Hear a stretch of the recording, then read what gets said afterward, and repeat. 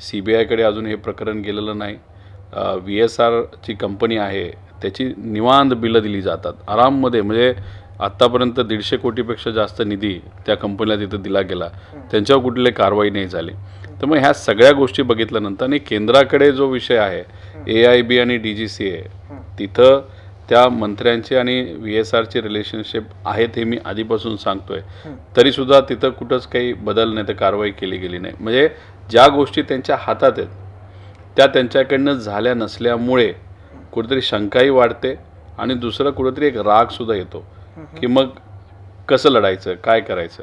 पण हा तर खूप गंभीर आरोप आहे की दादांची जी अगदी इमिजिएट फॅमिली ज्याला आपण म्हणू, ते सुद्धा दादांच्या मृत्यूच्या बाबतीत त्यांना न्याय देत नाही आहे, हाच तुमचा आरोप आहे. नाही, म्हणजे माझं एवढंच म्हणायचं आहे की तुम्ही एखादं पत्र देता की CBIकडे हे प्रकरण पाठवा आणि सत्तेत असताना सुद्धा तुम्हाला स्मरणपत्र द्यावं लागतं.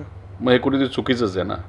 मग त्याचा अर्थ तुम्ही दिल्लीला जाता, अमित शाह साहेबांना भेटता, मोदी साहेबांना भेटता, पण मग या बाबतीतली तुम्ही चर्चा करत नाही असं कुठेतरी सिद्ध होतं. आणि त्याचबरोबर अधिवेशनामध्ये हा मुद्दा मांडल्यानंतर CM साहेबांनी सुद्धा सांगितलं की हो, FIR आम्ही स्वीकारू, पण अजूनपर्यंत FIR स्वीकारला गेला नाही.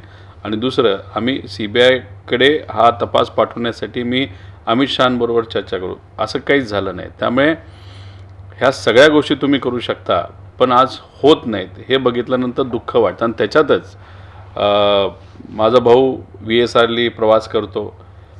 काही एका कार्यक्रमामध्ये आसाममध्ये शपथविधी जो मुख्यमंत्र्यांचा होतो, तिथं काकी या राम मोहन नायडू, त्याचे डायरेक्ट संबंध आहेत VSR बरोबर, त्यांच्यावर तुम्ही बसता. त्यामुळे ह्या सगळ्या गोष्टी बघितल्यानंतर कुठेतरी मनामध्ये असं वाटतं, अरे खरंच आपण योग्य पद्धतीने लढतोय का लढतोय ते चुकतंय का काय चाललंय.